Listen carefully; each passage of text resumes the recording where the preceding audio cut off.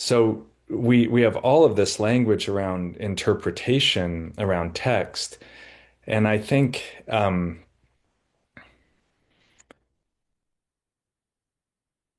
want to suggest, and some of you have heard me say variations of this before, that all of this training around the different layers of interpretation, the importance of interpretation, the responsibility of interpretation, that it's all to really prepare us to behold another person in that same way, with that same reverence that we might bring to the text, that same curiosity and listening and refusal to make an idol out of the text, out of a particular read, that when we read a text in this way, we can take all of our training and apply that to the another person in front of us, right?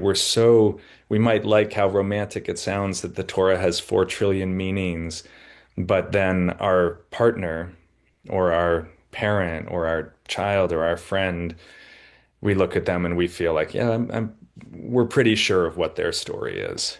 We're pretty sure of how to read. We don't bring that same curiosity enough, especially to those others who we are most familiar with. When I was doing clinical pastoral education CPE work, like as in hospitals, the Rabbi Bonita Taylor would always say, when you're sitting with someone and they're telling you a story, really, no matter how mundane the story, just really be in a stance of like asking yourself, why this story now? What is in this story that is a revelation? Who might this person be? She said, practice seeing the other person like a text. And this felt really strange to me. It almost felt objectifying in a way. But I get it, like from a Jewish vantage point, we're taught to bring such reverence to the text, an awareness of the text's innate plurality, that we are less good at doing that with other people. You know, the levels of text, that literal meaning, the word for that in Hebrew is pshat, the simple meaning of a text. And I would say that,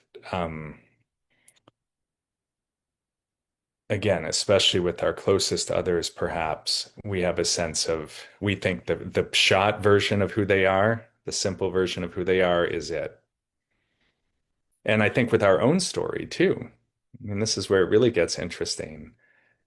We can have such a sophisticated relationship with text and the different ways we could read text, but the text of our own lives, we often are stuck just reading it on a pshat level, on a literal level.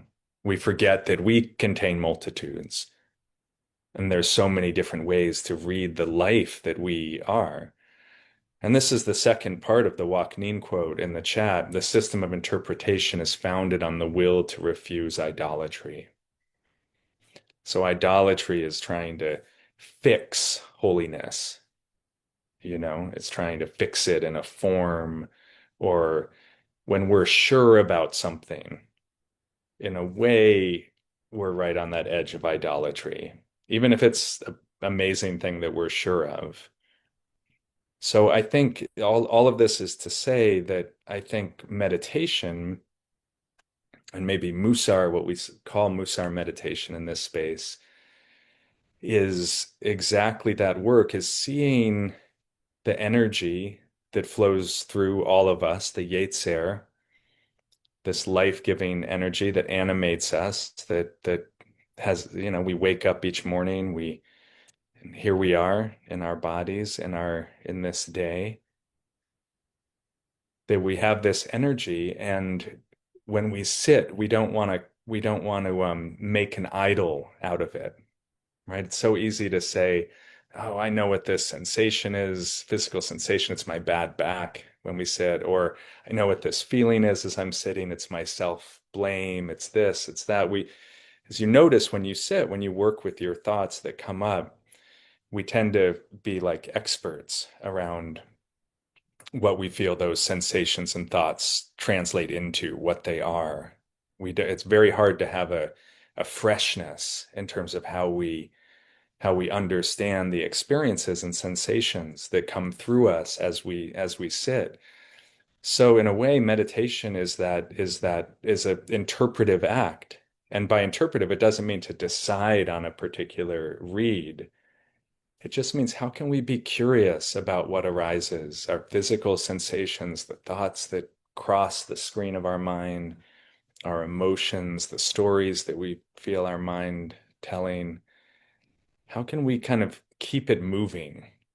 How can we continue to have what Rabbi Shlomo Wolpe called hitlamdut, like not knowing practice, like always being a learner and bringing that same reverence that we might bring to the Torah or to any holy text. How can we bring that to our own lives when we sit? And then, of course, when we rise off the cushion, how can we bring that into all of the encounters that we have in our day, all of the others who cross our paths? How can we keep that not knowing? How can we resist idolatry and like ways of fixing the other person? So it's really, I like thinking of meditation as an interpretive work, right? We're just like we do with the Torah, we're interpreting this. Um, and it's said that the principal work of maybe any religion, but definitely Judaism, you could say it's interpretation, but you could also say the other way of naming it would be it's to resist idolatry. So I think meditation is a really helpful practice in helping us resist idolatry. And one way is when we sit, if you find yourself getting stuck on a particular thing that's painful, a particular interpretation, to just say, why, a version of what Rabbi Taylor said, why this story now? Am I sure that it's this way? Am I sure that this is the way to understand it? Am I sure that that is what this is? To just loosen our grip on it. Um, because that sense of stuckness continues. I mean, that is what it is to meditate, is like really one log jam after the next in a way. So how do we like to do interpretation, to breathe spaciousness into these mind states is to resist idolatry, is to bring the kindness of curiosity to ourselves and our own experience, just as we would bring to the Torah.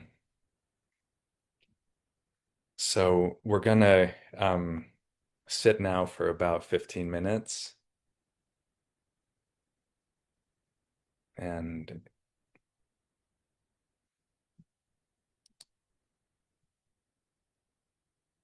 we can just work with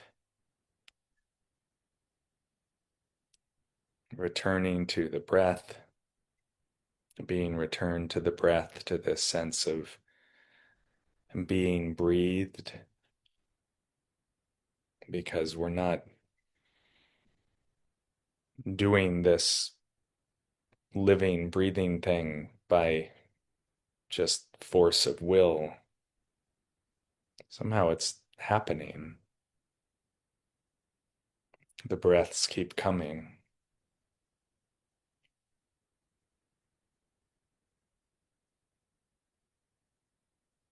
So there's this gratitude just in the presence of the breath, in how it animates us and the mystery of it. Really, it's designed to lead us into this place of not knowing.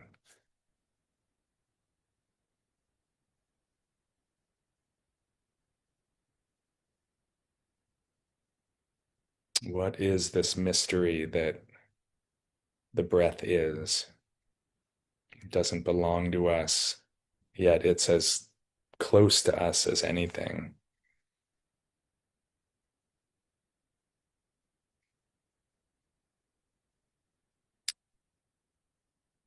So let's sit.